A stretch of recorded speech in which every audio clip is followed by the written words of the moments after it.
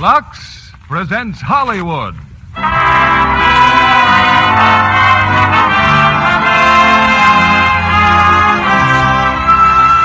Lever Brothers Company, the makers of Lux Toilet Soap, bring you the Lux Radio Theater, starring Barbara Stanwyck and Burt Lancaster in Sorry, Wrong Number. Ladies and gentlemen, your producer, Mr. William Keighley.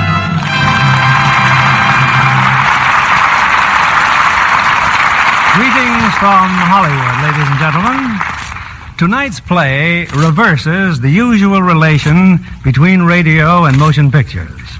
Sorry, Wrong Number was first a radio drama, and it achieved such success on the air that Hal Wallace decided to make a picture of it. He assigned the author, Lucille Fletcher, to expand her short drama into a full-length screenplay, and the result was a triumph of suspense drama. The rest of the success story you know, because the Paramount picture with Barbara Stanwyck and Burt Lancaster as the stars was one of the top films of the year. Tonight, Sorry, Wrong Number completes the circle and comes back to radio with Miss Stanwyck and Mr. Lancaster in their original screen roles. Just as our drama had a double success story, so has our product, Lux Toilet Soap. It's been a favorite for years in the regular size, and now the new bath size has made Lux Soap a hit all over again. The curtain rises now for the first act of Sorry, Wrong Number, starring Barbara Stanwyck as Leona and Burt Lancaster as Henry.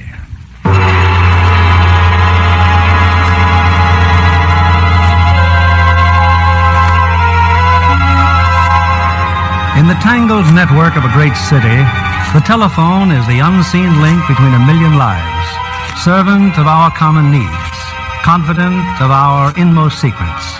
Life and happiness wait upon its ring, and horror and loneliness, and sometimes even death.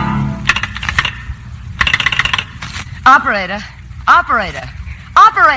Your call, please. Operator, I've been ringing Murray Hill 32491 for the last half hour, and the line is always busy. Will you ring it for me, please? Murray Hill 32491. One moment, please. It's my husband's office. He should have been home hours ago. I can't think why that ridiculous wire should be busy. They always close that office at 6 o'clock. I am ringing your number. Thank you. Oh, it's busy again. Operator, the line is busy. Now, will you please... Hello? Hello, Mr. Stevenson, please. Hello? I want to speak to Mr. Henry Stevenson. Hello, George. Speaking. Hello, what number is this? Everything okay for the night, George? Client says the coast is clear. I beg your pardon, but I'm using this wire. What about the time? Still 11:15? 11:15. You got it all straight now? Hello? Yeah, I think so. At 11 o'clock, the private patrolman goes around to the bar on 2nd Avenue for a beer. Then I get in through the kitchen window. I wait until the train goes over the bridge in case a window is open and she should scream. Who is this? Hello? The client says he doesn't want her to suffer long. You know me, George. And don't forget the jewelry. He wants it to look like a robbery, see? That's very important. Okay. Now let me check the... Hello? Oh, that's awful. That's horrible.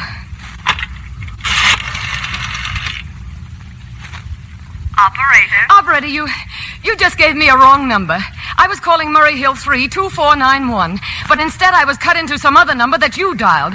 The wires must have been crossed or something, and I just heard the most dreadful thing, a murder. Yes, madam. I want you to get that wrong number back for me at once. I'm sorry, madam. I do not understand. I just told you dialed a number for me, and then those horrible men came on, and well, it's unnerved me dreadfully. I'm an invalid, I'll connect you with the chief operator, madam. Well, do something, please. This is the chief operator. May I help you? What? Oh, yes, you may. I'm an invalid, and I've just had a dreadful shock just now on this telephone, and I'm very anxious to trace the call. It was about a murder, a terrible, cold-blooded murder of a poor, innocent woman tonight at 11:15. Yes, madam. I was trying to reach my husband's office. He should have been home hours ago. It's almost 10 o'clock. I'm all alone tonight. My nurse has the night off because my husband promised he'd be home by 6. About the call, madam. I don't know any of the neighbors as we live permanently in Chicago, and it so happens that the couple I have working for me had some important date or other. I don't know, a movie, I suppose. They said it was promised them 3 weeks ago. You'd think they'd at least have checked with me before leaving. They know I'm not well. About the phone call, madam. I told you I kept getting a busy signal. Then I asked the operator to call for me. And then, out of a clear sky, I was cut into this ghastly conversation between two killers. I suggest you call the police, madam. Oh, for heaven's sake, all this idiotic red tape. You just sit there and let people die. Oh. Is anyone downstairs? Gertrude? Gertrude, are you down there? Oh.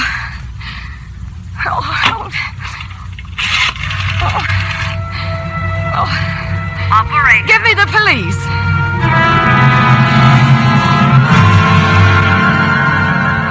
I just told you, ma'am. First of all, there's a lot of people named George. As for the private patrolman on 2nd Avenue and the bridge, well, 2nd Avenue is a very long street. I don't care Do you about... happen to know how many bridges there are in Manhattan? Oh, this is insane. I tell you, a woman is going to be murdered. But a clue of this sort, why, it's not much more use to us than no clue at all. Unless you think there's something phony about all this. Phony? Or that somebody's trying to murder you. Me? Oh, that would be ridiculous. I mean, why should anybody? What have I... You see, lady, you got nothing to worry about. Now, just a minute. All right, don't listen to me. Who cares? Oh, Henry, why did you leave me alone? Why did you leave me alone here? Oh, his secretary. Henry's secretary, she'd know. Her number's on the pad. Jennings. Miss Jennings, Elizabeth Jennings.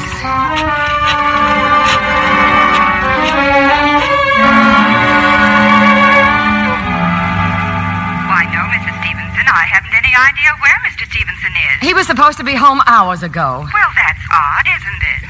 The last time I saw him was when he left this afternoon to keep an appointment. What appointment? Where? Well, I don't know, but I do know he had a luncheon date with a young lady. What young lady? Tell me, Miss Jennings. Mrs. Lord, Mrs. Frederick Lord. She seemed very anxious to see Mr. Stevenson. Mrs. Lord? I heard him make a date to meet her for lunch. Why, Mrs. Lord phoned here this afternoon. Oh? Yes, the nurse answered. I have the memorandum right here.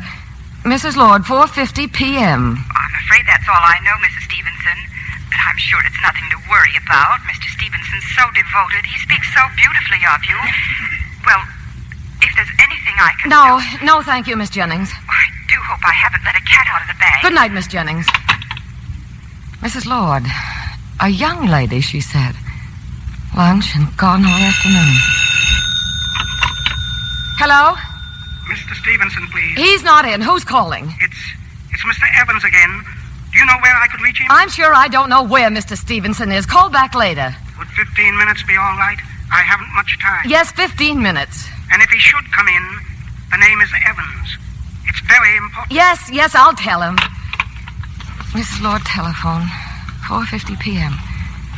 Murray Hill, 3, 9266.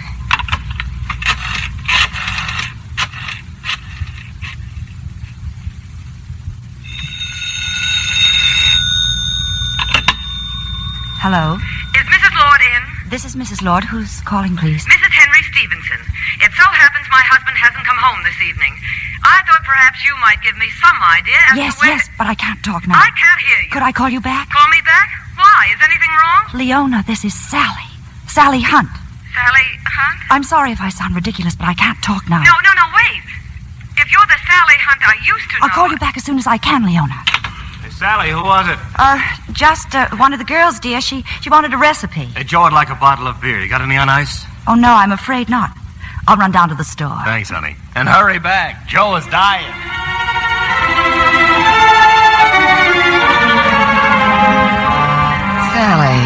Sally Hunt. Oh, yes. Yes, that was long ago. College, spring dance. He was Sally's date. He was with her when I met him. Henry dancing with Sally.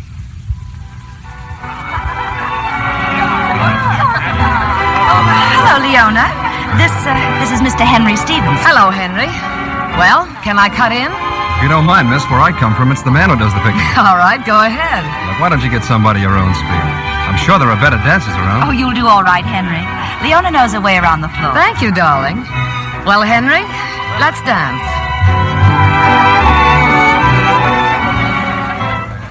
So your name's Cotterill, huh? No relation to, J.B. Cotterill. Distant. He's my father. Your father? Anything wrong with that? Oh, no, nothing wrong. What do they call you? The aspirin heiress? You from out of town? Well, that depends on what you call out of town. Oh, I don't know. Harvard? I'm trying to be funny. Okay. What do you call out of town? Grassville. Oh, what college is up there? No college, Miss Cotterill. Just factories. I never even finished high school. Neither did my father. He always says if a man has talent for making money, why should he waste his time in school? I guess your old man ought to know. What do you say we sit the next dance out? Why? I've got a car, Mr. Stevenson, a brand new one. A Lagonda. Ever drive one? I never even heard of one. Besides, I'm with Sally. Oh, don't worry. She'll never miss you. But maybe I'll miss her. Why didn't you think of that? Oh, come on. Don't be silly. For once, I'm not kidding. Neither am I. So long, Miss Cotterill.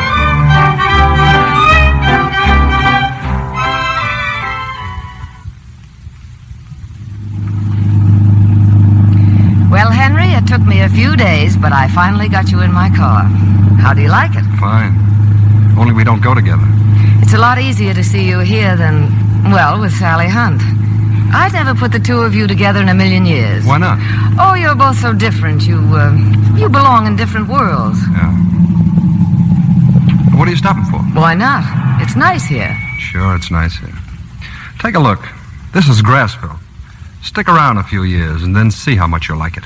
What do you do, Henry? I work in a drugstore. Well, that's a coincidence. Sure. I work in a drugstore, and your father owns 100 of them. Would you like to meet him? Say, who are you kidding? Nobody. Dad will like you. You're young, healthy, ambitious. Why don't you stop? What does a girl like you want with a guy like me? Dad's coming to New York next weekend. I'm cutting my classes on Saturday. Want to come with me? I don't know. When you look at me like that, Come on, let's get out of here. No, not yet, Henry. Not yet, darling.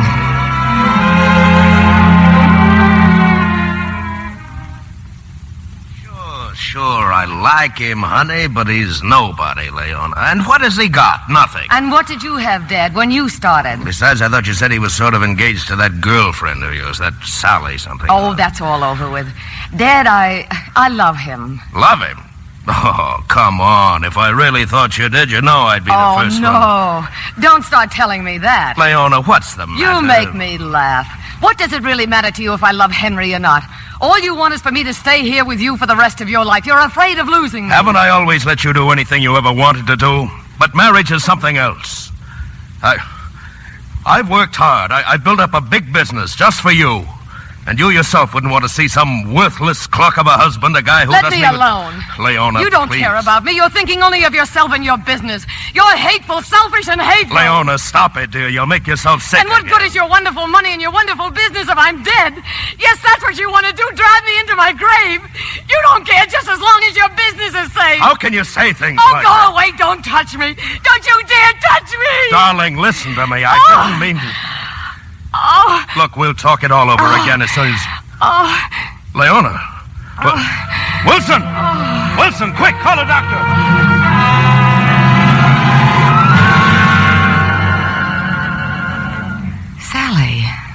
Sally Hunt. I took Henry away from her. She couldn't stand it. Even after all these years, she couldn't stand it.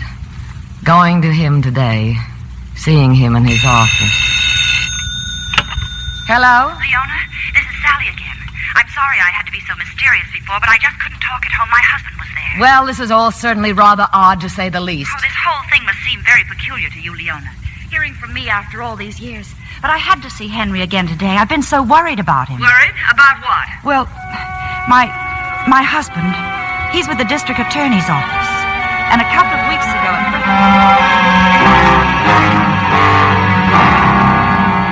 Something funny, Sally? You're in the newspaper about an old boyfriend of yours. Old boyfriend? Yeah. Remember Henry Stevenson? Oh. Pictures in the paper. Mr. and Mrs. Henry Stevenson, she's the former Leona Cotterill of Lake Forest, Illinois, have taken a house for the summer in Sutton Place. Mrs. Stevenson, in poor health for several years, is here to consult with specialists. Mr. Stevenson is vice president of the Cotterill Drug Corporation. Are you tearing it out for me? Oh, no. No, it may come in handy in a case I'm working on. What sort of a case? Oh, special investigation. Joe's on it with me. Henry hasn't done anything wrong, has he? Sorry, honey. One too many questions. Eh? Don't tell me you're still stuck on that guy. Oh, don't be silly, darling. Hello. Anything happened, Joe? And Stevenson fell for it, huh? Oh, sure, we'll go. Look, tell Volker to line it up. No, 5,000's enough, and $100 bills, and make sure they're marked. And for Pete's sake, keep your mouth shut. Thursday, huh? Okay, 10 o'clock. So. I'm sorry if this seems involved, Leona. Involved? I simply don't know what you're trying to tell me. Well, wait till I finish. I know I didn't have any right to do it. But that Thursday, I went to South Ferry. I don't know what I expected to see, but... Well, anyway, I spotted Fred and his friend Joe from the police. There was another man with them. I guess the one who was to bring the $5,000 in marked bills. Well, I followed them. Followed them where? Aboard the ferry and over to Staten Island. They went far out to a very desolated stretch of beach. Nothing but a few broken-down shacks and an old deserted house. I had to stay way behind them so they wouldn't see me. But then they went in the house. That gave me a chance to come closer. There was a freshly painted sign out front. 20 Dunstan Terrace, it said. And the name Evans. W. Evans. Evans? Do you know him? I've never heard of him. Well, what happened? Well, after a while, a motorboat came into shore and tied up at a pier in back of the house. A man, sort of elderly, got out of the boat and went into the house. He was carrying a suitcase. A little later, my husband came out. Only now he had the suitcase. Well, he didn't come home until late that night, and I was dying to ask him what happened, what possible connection it could have with Henry. Well? I didn't dare ask him, Leona. But things have happened since, and unless we do something drastic, it may be too late. Your 5 minutes are up. Please deposit 5 cents for the next 5 minutes. Oh, just a minute, please. I know I have another nickel. Are you still there, Leona? I'm here. This is one of the queerest things I've ever heard. Yes, I know. And I just didn't seem to be able to connect Henry with it. That's why I finally went to see him today. What did you find out? Well, I met him for lunch. He told the captain he was expecting a very important phone call, and then we sat down. It's been a long time, Sally. 8 years. Tell me, how's dear old Grassville these days? I don't know, Henry. I haven't been back. So you're married now, Living here in New York? Yes. My husband's with the district attorney's office. Oh? That's why I want to...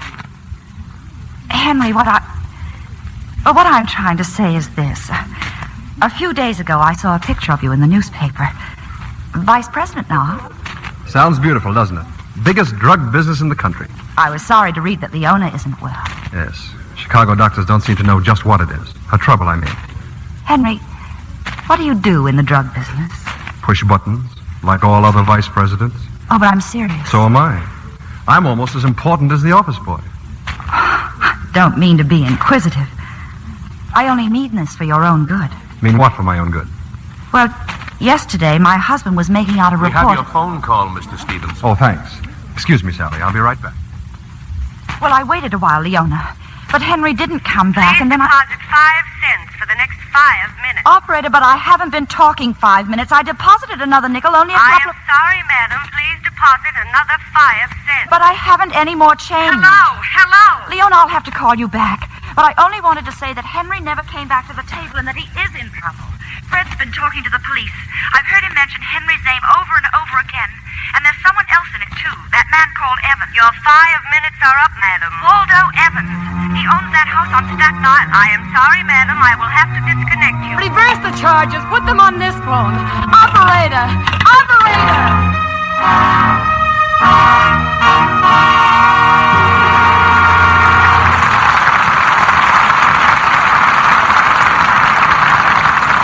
In a few moments, we'll bring you Act 2 of Sorry, Wrong Number. Now, here's Libby Collins, our Hollywood reporter. Well, Libby, that was a gala evening we all had at the premiere of 20th Century Fox's new picture, 12 O'Clock High. Yes, indeed. And for one person in particular, it must have been the thrill of a lifetime. I'm thinking about our little Lux girl, Jackie Barnes. The winner of the national contest for the prettiest 15-year-old Lux girl. Mm-hmm. Jackie was an honored guest at the premiere. She certainly was a radiant youngster. She got more compliments than she could count that evening. Well, that's the way it is with Lux girls, Libby. You know, Jackie was telling me how impressed she was with 12 O'Clock High. As everyone was. It's always good news when Gregory Peck heads a cast. And this time, I think he has the best role of his career. Yes, he makes the tough commander of a wartime bomber group an unforgettable personality. It's a gripping story you feel intensely. The dangerous flying sequences, the day-by-day strain those men endured. The whole cast is magnificent. 12 O'Clock High is one picture, Libby, where the men take the honors. Yes, except for Joyce Mackenzie. She plays the one feminine role.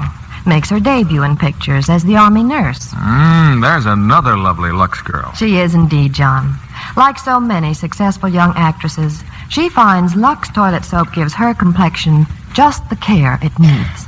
Recent tests by skin specialists prove that Lux soap care really works. In actually 3 out of 4 cases, skin became softer, smoother in a short time.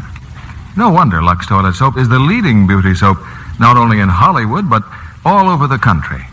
If you haven't tried it, why not begin your Lux Soap facials tomorrow? Remember, 9 out of 10 screen stars recommend this gentle protecting care. Now, our producer, Mr. William Keeley. Act 2 of Sorry, Wrong Number, starring Barbara Stanwyck as Leona and Burt Lancaster as Henry.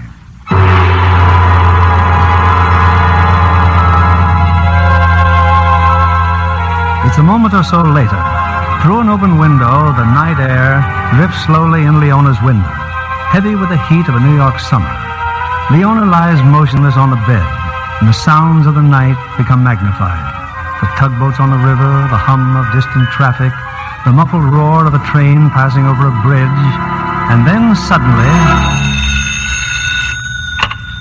Hello? Leona, this is Sally again.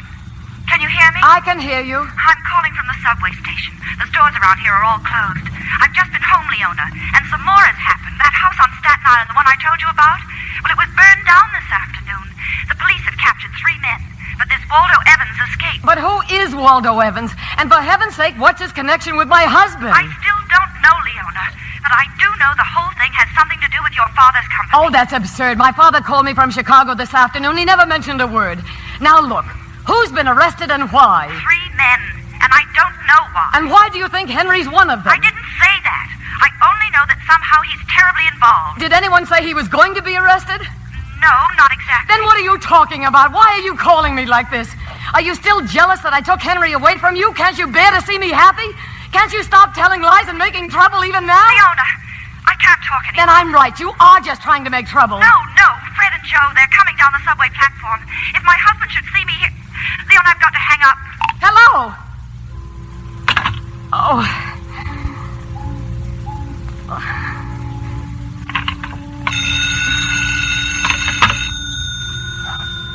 Yes?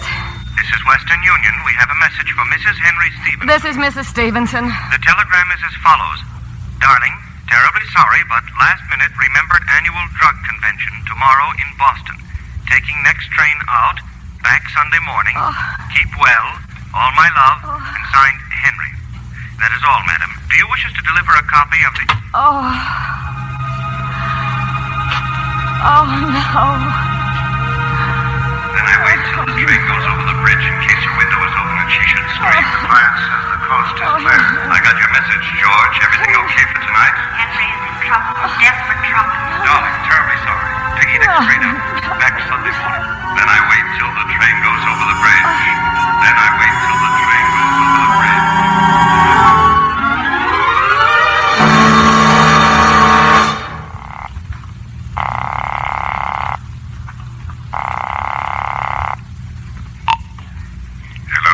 Dr. Alexander? Doctor, this is Mrs. Stevenson. Oh, yes, Mrs. Stevenson. How are you? I need you right away, Doctor. Please come right over. Now, Mrs. Stevenson, what seems to be... I said I want you to come over at once. I'm afraid I can't tonight, Mrs. Stevenson. Now, be sensible. If you just make up your mind to cooperate with your husband and me in our plan of action... Plan of action? What are you talking about? Mrs. Stevenson, I explained everything in my letter over a week ago. Letter? What letter? But surely your husband...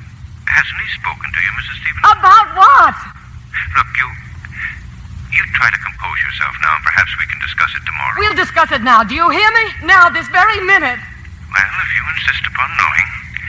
Your husband called at my office about 10 days ago. He seemed quite concerned about your condition. Naturally. Anyway, we discussed your illness at great length.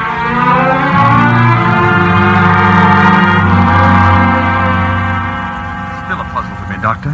I still don't know what's wrong with her. Well, Mr. Stevenson, your wife's illness seems to date far back to her early childhood. Is that true? Yes, I suppose so. But you knew nothing about it when you married her? No, not till after a couple of years. You see, we were living with her father then, in Lake Forest. I remember early one morning. Why did you do that, Henry? Why did you send the maid for my handbag? Why? Because there's something in it that I need. Well, how much money do you want? I'm sorry to disappoint you, Leona, but this time it isn't money. It's simply that I wrote Ferguson's telephone number in your notebook last night, and I want to call him. We have a date for lunch. You know perfectly well you're having lunch with me today. I know, Leona, but I won't be able to make it. This date with Ferguson's rather important. Oh? More important than me, I suppose? Oh, it isn't that, Leona. It's just that... Well, it's about a job. You have a job. What on earth are you talking about? Leona, I've been meaning to say this to you for weeks. I just don't belong in your father's business. Who says you don't? I do. I say it. Working for your father is like running in a dream. No matter how hard you try, you know you'll never get anywhere. I don't want to graft up your charity for the rest of my life. I want a chance on my own. Only you're not getting the chance. I won't have you traipsing around, you hear? Just because Dad doesn't go falling all over himself, you're not going to throw away $1 million business like Cotterell's for an idle whim. It happens to be my business, too, you know. And to think my own husband turns up his nose at it. Now call Ferguson and tell him you've changed your mind. Go on, Henry, call him. But I haven't changed my mind. You're still going? Yes. And someday you'll see it'll be better for both of us. Henry, wait.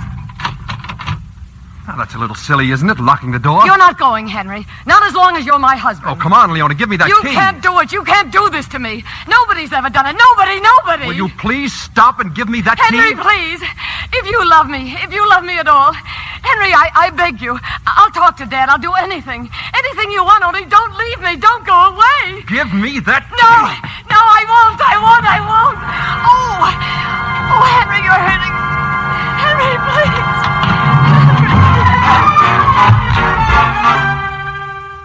Your husband told me, Mrs. Stevenson, that in spite of your opposition, he had lunch that day with Mr. Ferguson. When he got home that evening, he said your father was waiting for him at the door, angry and worried. All right, Henry. Come in the library. I want to talk to you. What's the matter? Where's Leona? Leona's in bed. She had an attack. A heart attack. She almost died. Heart attack? Did you two quarrel this morning? Yes, but what's that? Weren't you supposed to have lunch with Leona? Yes, but I had to see someone else. Look, Mr. Cotterell, if you don't mind, I'd like to see Leona. You'll see Leona when she's ready to see you. Just in case you don't know it, Leona's had a heart condition since childhood. Her mother died of it the day Leona was born. Leona can't stand being treated the way you did this morning. She never has been before, and she's not going to be now by you or anyone else. And what happens if once in a while I have an opinion of my own? I don't give a hoot about your opinions, Henry. Have them. Think anything you like. But while you're in this house, you'll do what my daughter tells you to do. I think you should know that the argument this morning was about a very important decision. Don't be a fool. A decision I made as much for the sake of Leona's future as for my own. Was it for her that you had lunch with Ferguson? Well, did you get the job? No, I didn't. And I'll tell you why you didn't. It so happens I'm a pretty good customer of Ferguson's. I buy more than $2 million worth of dyes every year. Now, who do you think he's going to care about, you or me? So that's what happened. Now, who else in Chicago would you like to have lunch with about a job? Oh, face up to it, Henry. Just as long as you're my son-in-law, you're working for me and nobody else. If you really cared for Leona the way I do, you'd have done the same thing in my place. Besides, you haven't done so badly for yourself. Now go upstairs and see Leona. She's been asking for you.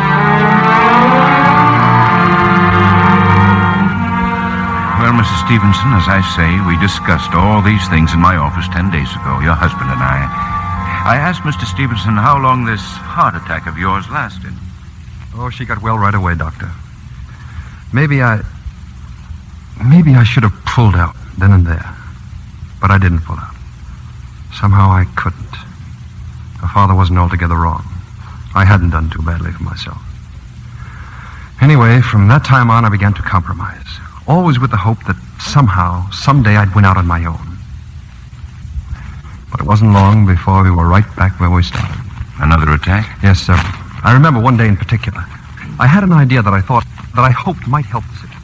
Henry, you mean you brought me here just to look at an apartment? Oh, you'd be crazy about it, Leona. Now, come on, let's go in and look it over. I'm not interested, Henry. But you haven't even seen it. Why, there are terraces on all four sides. I've told you 1,000 times we don't need an apartment. Leona, it's not an apartment I'm looking for. What I want is a home of our own. You just can't go on living with your father indefinitely. I don't see why not. There's plenty of room and I like it. Besides, who's going to pay for this little penthouse? Well, I hope eventually I will. Oh, eventually. But in the meantime, it's my money, and I'm the one who's going to pay for it. Okay, Leona. Let's go. Oh, Henry, you're so naive. You're like a little boy with a box of candy. I just can't throw my money away on everything you happen to see. There's a limit. Sure, there's a limit. I'm supposed to follow you around like a pet dog tied to a chain. I'm supposed to like whatever crumbs you want to throw me. Oh, don't be ridiculous. Yes, you've got me sewed up 16 different ways for 3 meals a day and pocket money. That's all you care about. That's all you married me for, my money. I should have known it. I should have known it. Oh, stop it, Leona. Please, just for once, will you listen to me? You hate me. You're bored with me. All you want to do is get away. Okay, I'm bored. Bored stiff. Who wouldn't be with that neat little routine you've got cooked up for me? What do I have? Nothing. Nothing on my own. Not even the studs on my shirt or the matches in my pocket. Henry, how can you say this to me? You once told me I'd love this kind of life, remember? Well, do you want to know something? I do love it. I love it now more than you'll ever know.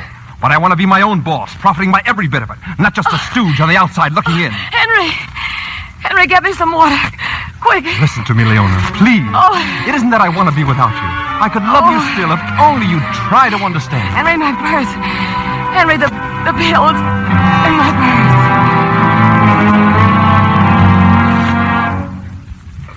That attack kept her in the hospital nearly 3 weeks, Doctor. At the time, I thought it was all my fault. But no matter what I did, her attacks increased in violence and became more frequent. About a year ago, Leona, she just seemed to give up hope of ever getting well. She took to her bed more or less permanently. It was my idea to come to New York and see you. The doctors in Chicago said she didn't have much of a chance. Anyway, we rented the house on Sutton Place, and here we are. And believe me, it's been more and more like a nightmare. Mr. Stevenson, there's absolutely nothing wrong organically with your wife's heart. Nothing wrong? I've examined her thoroughly. And what you've just told me confirms what I've thought from the start. And that is? Her condition is mostly mental. Mental? She's what we call a cardiac neurotic. Her attacks are brought on by her emotions, her lack of control, her frustrations. Whole thing is probably quite unconscious on her part. Now, I'm not saying your wife isn't sick. Mentally, she is sick, and her attacks are real enough. But given the proper treatment, she may snap out of it entirely. Well, I'll call on her tomorrow. There's a psychiatrist I wanted to see. Doctor, I wish you could wait a few days. I'd like to think this over. Think it over? Yes, you see, she's so easily upset. And I think that maybe I ought to prepare her. Get her used to the idea. Well, a few days more or less won't matter, I suppose.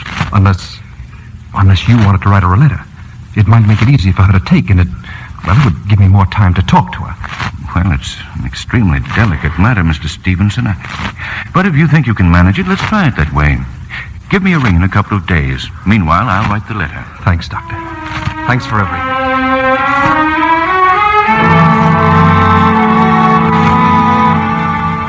Well, that's exactly the way I left things, Mrs. Stevenson, 10 days ago. As your husband requested, I wrote you the letter. And I'm telling you I never received a letter. Well, let's not worry about that now. I've told you everything, and now I want you to relax. Do you have that sedative I prescribed? Yes, it's here. Well, then take some. Double the dose, and I'll... Liars! Liars! Liars! Liars!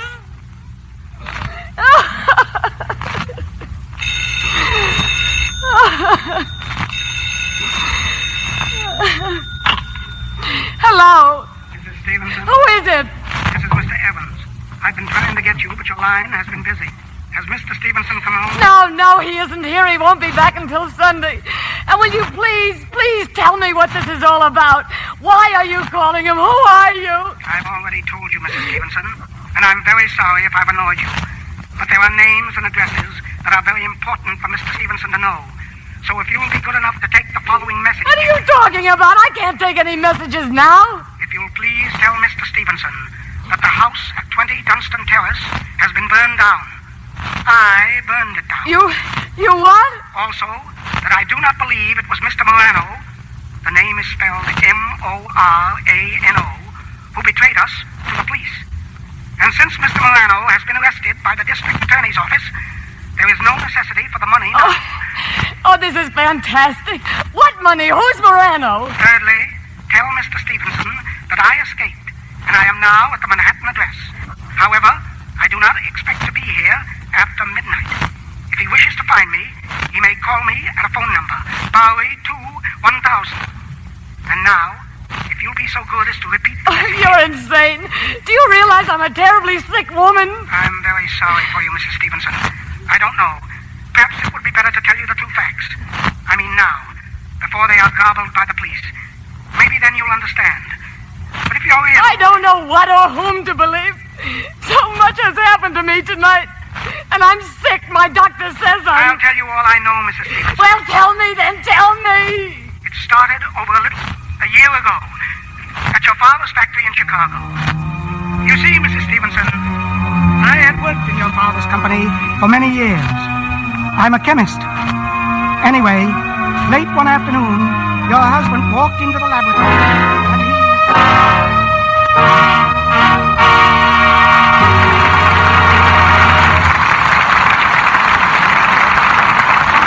We pause now for station identification. This is CBS, the Columbia Broadcasting System.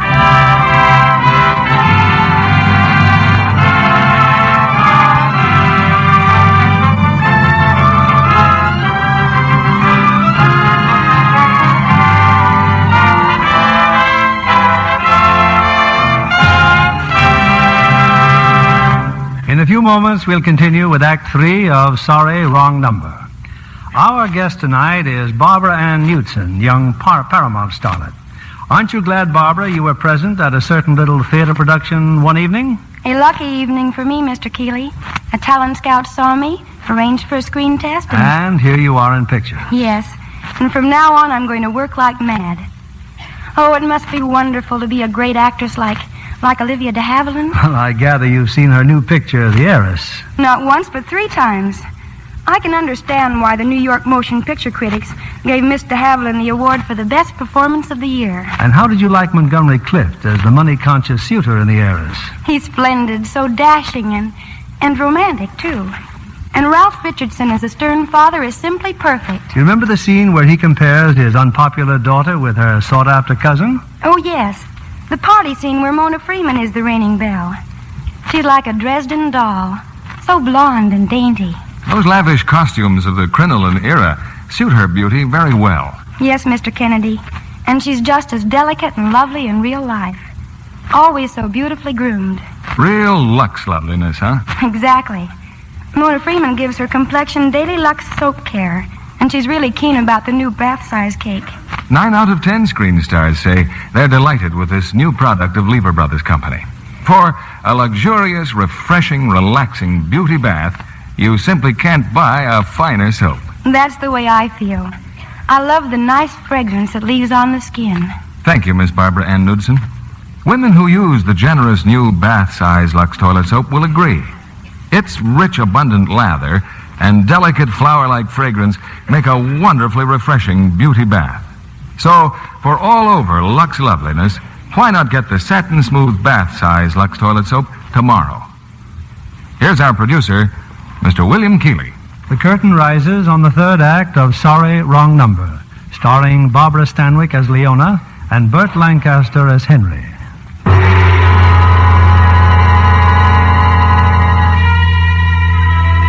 I get in through the kitchen window. I wait till the train goes over the bridge. 11:15. You got it all straight now. 11:15.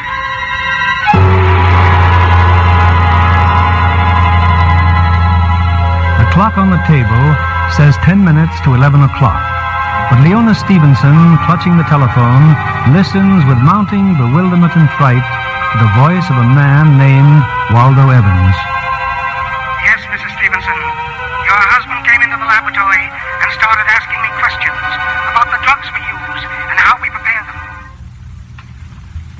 this is very interesting, Mr. Evans. So, this is where the formula for all our products are developed, huh? That's right. Some of these drugs must be very valuable.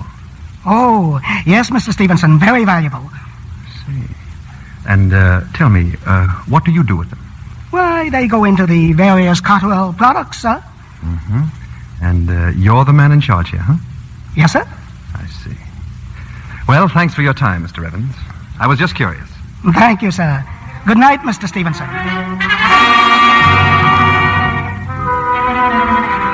That was my first meeting with your husband, Mrs. Stevenson. Then, from time to time, he'd drop into the laboratory and visit with me. And one night, when it was storming, he offered to drive me home. So you're a bachelor, Mr. Evans. Well, I didn't know that. Yes, sir. I live in a rooming house on Chestnut Street. A man all by himself, no responsibilities. Tell me, why do you work so hard? Well, to tell you the truth, sir, because I have a hope. An ideal, you might say. In a few years, I hope to retire. Retire, huh? Oh, I have it all planned, sir. I'm going back to England. I hope to raise horses, sir. Well, not race horses. Just horses, sir. Do you care for horses, Mr. Stevenson? Well, I'm afraid I haven't thought very much about them. Oh, then you're missing a great deal. Well, that's my hope, sir. To live there quietly and raise horses. Why have you waited this long? Money? Money, of course. But someday I'll... Well, why wait until you're old? What good is a dream when you're too old to enjoy it? Oh, I've thought of that, Mr. Stevenson. I suppose the zest does come out of things with the encroachments of old age. Now you're talking, Wally. My motto is if you want something, get it now. It's the next turn to the right, Mr. Stevenson. Chestnut Street. You know, Wally, I've been thinking. There might be a way out. A way out? Yes. To have your little place in England. Everything you want. Indeed, sir. And all you have to do is to make a little mistake every now and then. Mistake? In the laboratory. I've been checking on it, Wally. The way you're set up, no one would ever know. Mr. Stevenson, I better say good night, sir. Wait a minute. The differences in the amounts of those raw drugs you handle need be so slight that nobody but yourself would ever know. I don't understand, sir. Look what you've done for the company all these years. And what have you gotten out of it? Not a tenth of the salary you should be getting. No, please, Mr. Stevenson. Now, don't be silly. I've already talked it over with someone else. Talked it over with whom? A man named Morano. He can handle all the raw drugs that we can get. And then we split. You, Morano, and I. Mr. Stevenson, I just can't believe it. You're a young man. Vice president of the company. A wonderful future ahead of you. Don't make me laugh. Yes, I'm young. Young enough not to waste my life in dreaming. There are things I want to do, big things, and the only way to do them... I'm sorry, Wally. I thought you were my kind of a person. I trusted you. But what if we were caught? Why should we be caught? We'll make our pile and stop before anyone even guesses what went on. Morano knows just what to do. Besides, for once, there's an advantage in being Cotterell's son-in-law. Yes, I see. I thought you would, Wally. Well, partner, we're in business.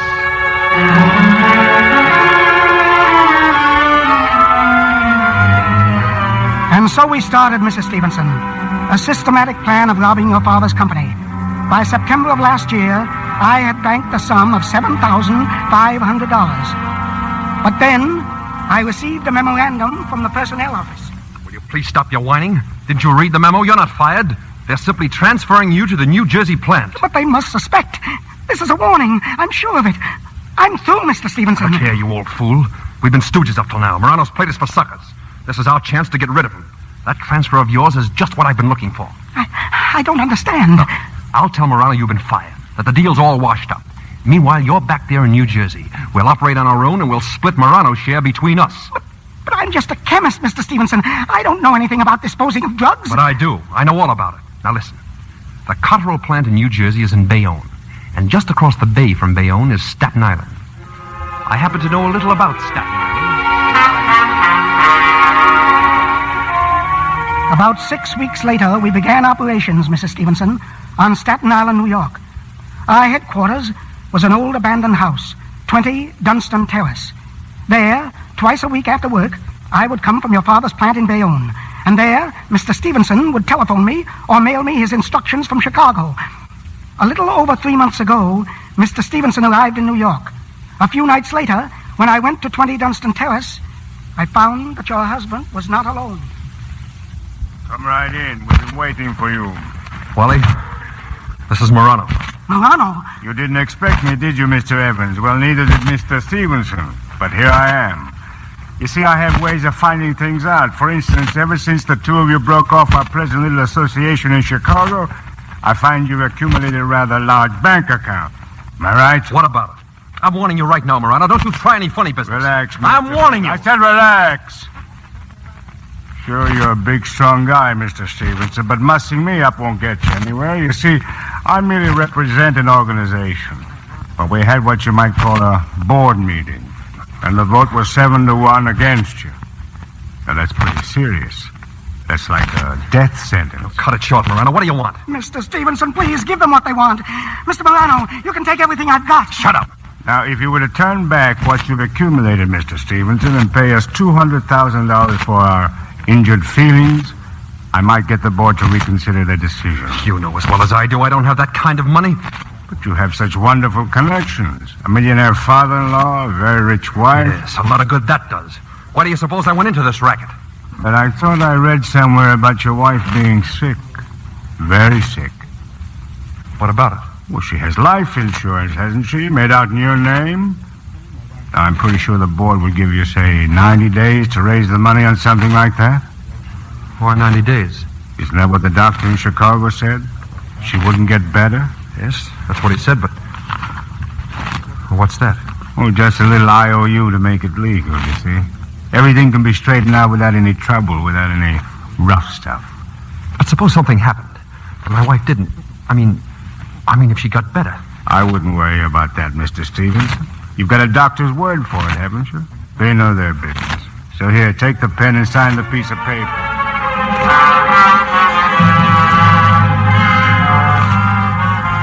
What I have just told you, Mr. Stevenson, took place 3 months ago. I need not describe Mr. Stevenson's distress when the IOU became due last Wednesday. As I understand it, Mr. Stevenson saw Mr. Morano, but his request for an extension was refused. And now, inasmuch as I have already given you the final message, I believe the rest explains itself quite simply. Mr. Evans, where is my husband? Where is Mr. Stevenson now? I wish I knew. Perhaps if you tried the Bowery number... The Bowery number? What Bowery number? The one I gave you when I first started to talk. Mrs. Stevenson, I'm afraid I must ask you to check it all. I can't. I'll repeat it once more. Point 1, the house at 20 Dunstan Terrace was burned down this afternoon. I did it. Point 2, I escaped. Point 3, Mr. Morano has been arrested, so it will not be necessary to raise the money. Point 4, it was not Mr. Morano who told the police. Just give me the Bowery number, the one for my husband. Point 5, I am at the Manhattan address now, but I'm leaving, and may be found at Bowery 2-1000. Bowery 2-1000? Yes, after midnight. Good night, Mrs. Stevenson, and thank you very much.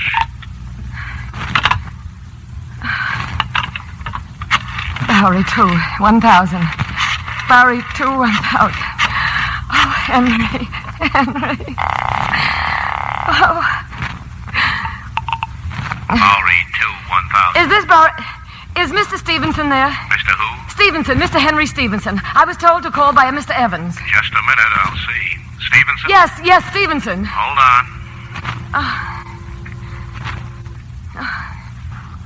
Hello? Yes? No, he's not here, ma'am. Oh, well, Mr. Evans said he might be expected. Could I leave a message? Message? Now, look, lady, if this is your idea of a joke... Oh, please help me. What number is this? What am I calling? Bowery 2-1000, the city morgue. Oh!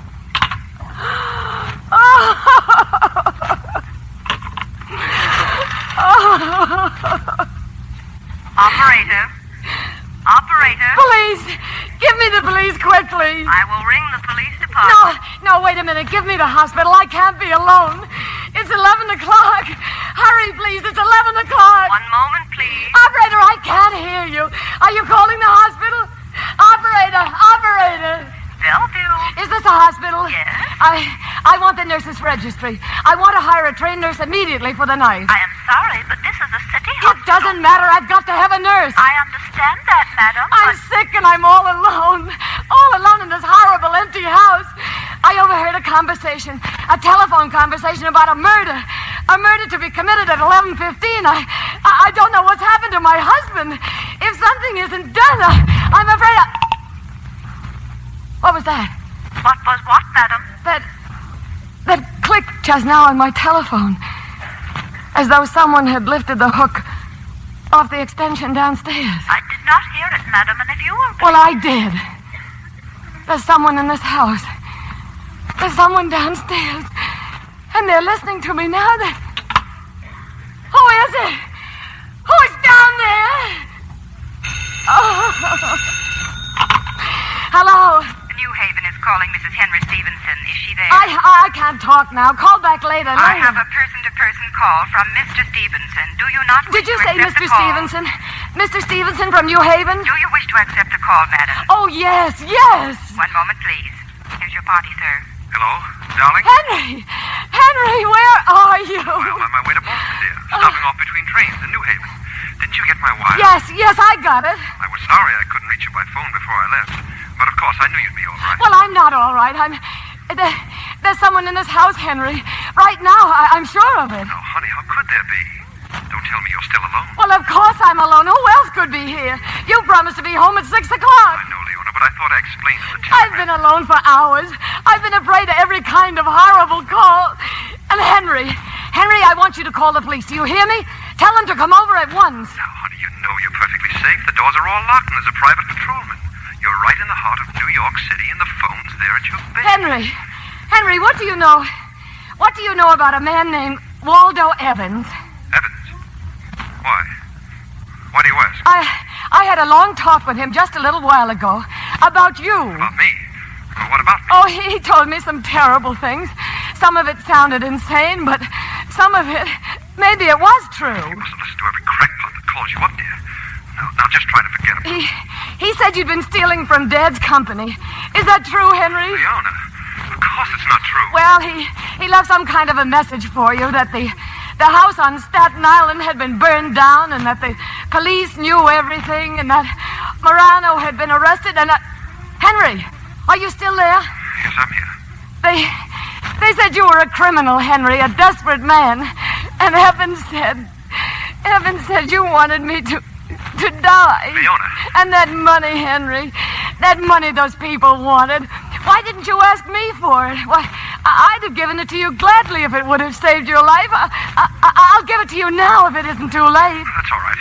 Forget about it. I didn't mean to be so awful to you, Henry. I only did it because I loved you, and I thought you didn't love me, and that you'd go away and leave me. Leona.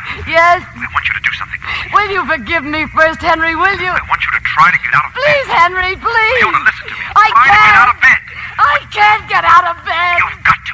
Walk over to the window and start screaming, Leona. Scream out into the street. I can't move, Henry. I'm too frightened, and Keep trying. Otherwise, you've only got 3 more minutes to live. Henry! Don't talk anymore. Just get out of that bed. I confess everything. I did steal from your father, and I was so desperate that I even tried. I arranged it. Henry! I can hear footsteps. Somebody's coming up the stairs. Get out of that bed! Walk, Leona! Walk!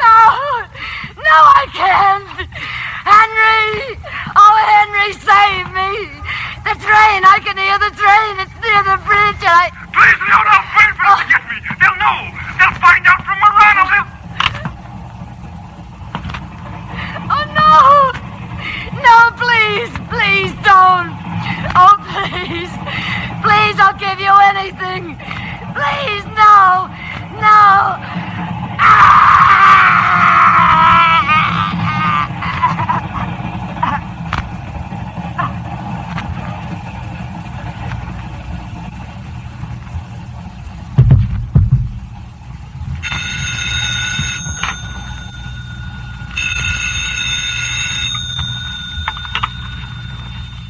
Ready with your party, sir.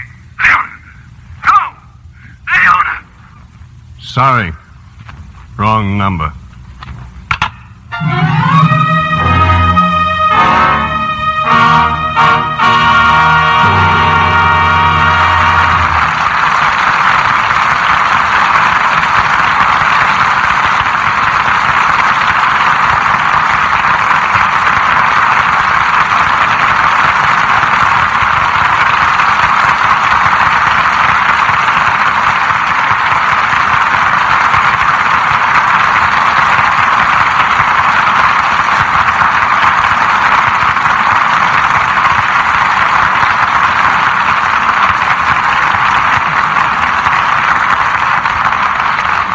For a thrilling experience in the theater, our thanks go to this evening's stars, Barbara Stanwyck and Burt Lancaster.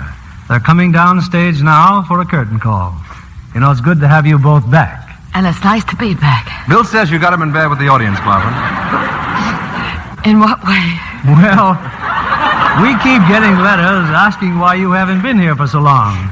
And we have to keep explaining that you've made one picture right after another with no time off in between. One thing is sure, Bill. I haven't forgotten the Lux Radio Theater or Lux Soap. It's my favorite complexion care and has been for years. And that's one of the nicest compliments Lux has ever received.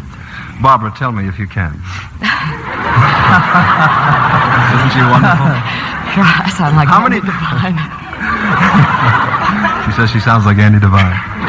Tell me, Barbara, how many pictures have you made that still aren't released? 4, Bert. And what's the first one we'll see? The Hal Wallace production, Thelma Jordan. Oh, yes, Wendell Corey's in that, too. You know, when you and Hal Wallace get together on a picture, we know it's going to be a hit. Bert, I hear you are off for New York in a few days. Yes, I've just finished my own Norma F.R. production of The Hawk and the Arrow at Warner Brothers. And now I'm going to New York to see a few shows and take a brief vacation. Well, your last vacation you spent out on the road with a circus as an acrobat. Nothing like that this time? Not unless you have to be an acrobat to get tickets to South Pacific. Bill, tell me, what's next Monday's show? Next week, Bert, one of America's best-loved characters will return to this stage. The gentleman I'm talking about is Mr. Belvedere. And our play is the 20th Century Fox hit, Mr. Belvedere Goes to College. Naturally, we'll have the original Mr. Belvedere here to play the part, the amazing Clifton Webb. And besides Mr. Webb, we have 2 other stars, Colleen Gray and the popular Robert Stack. A great comedy and the return of Mr. Belvedere all on next Monday night. Everybody will love it, Bill. Good night. Good night. Good night, and thank you. Ladies and gentlemen, there's a great deal of vague and sentimental talk about the American economic system. But here are some cold facts.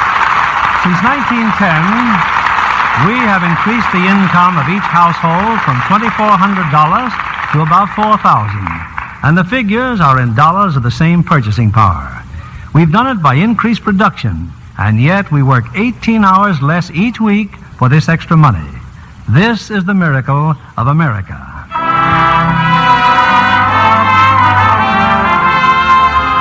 Lever Brothers Company, the makers of Lux Toilet Soap, join me in inviting you to be with us again next Monday evening when the Lux Radio Theater presents Clifton Webb, Robert Stack, and Colleen Gray in Mr. Belvedere Goes to College.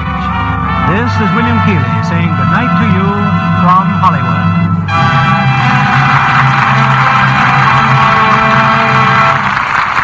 Our play was adapted by S.H. Barnett, and our music was directed by Louis Silvers.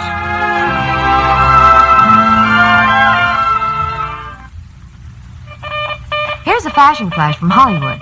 Barbara Stanwyck has one of those smart, new, finely pleated nylon nighties that stays in pleat when you wash it. Of course, she insists on Lux Flakes care for it just as she does for all her lovely lingerie. One of her favorite shades is a pale green orchid. This spring, you'll be seeing more and more delicate and unusual colors in slips and nighties. So play safe. Wash them with gentle Lux Flakes. Tests prove that wrong washing soon fades colors, often tears delicate lace. Lux Flakes Care keeps pretty slips and nighties new-looking 3 times as long. Use Lux Flakes to give your nice washables that lovely Lux look. This is your announcer, John Milton Kennedy, reminding you to join us again next Monday night to hear the Lux Radio Theater presentation of Mr. Belvedere Goes to College, starring Clifton Webb, Colleen Gray, and Robert Stack. Stay tuned for My Friend Irma, which follows over these same stations. This is CBS, the Columbia Broadcasting System.